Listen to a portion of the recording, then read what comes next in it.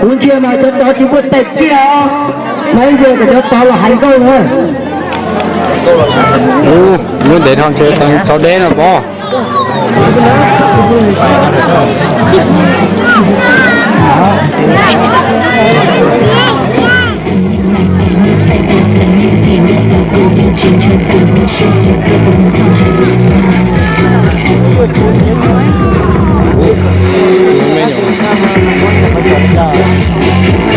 Menu nó hay rồi.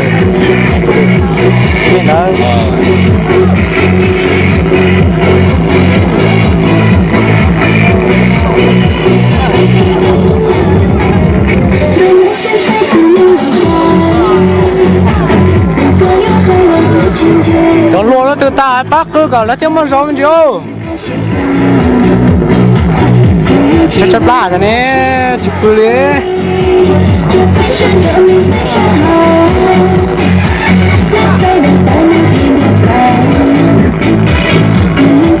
Đi cho tính lùa họ bắt tư đầu tụ cho hoàn thành mùa là thế ba.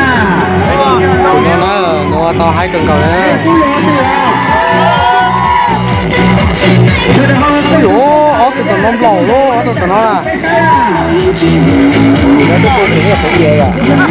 Ủa, thì tầng bộ mà cứ cho, lấy một số thằng con rồi mà, cứ chích cho mà lôi rồi để tiêu.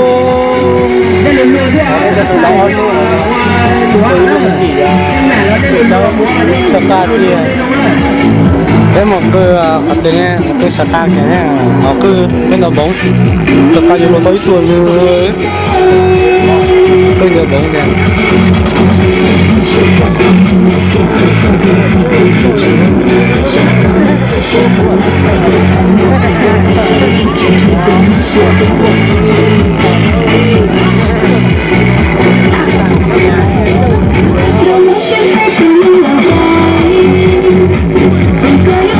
nó làm sao qua cần cầu này tụi nó qua tao hái cần cầu này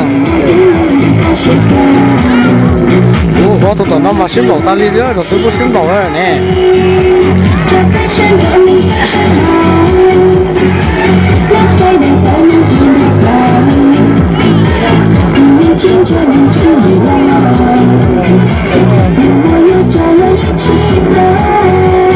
Ô tụi nó mà luồn xì chưa.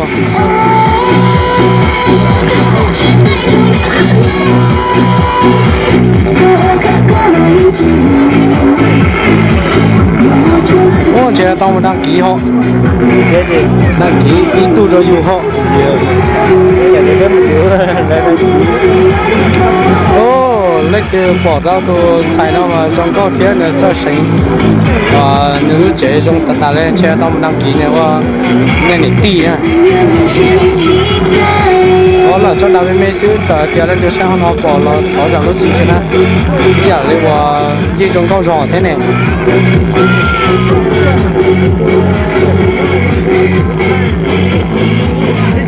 ô xin đói lúa mà mong chỉ xuống tàu đi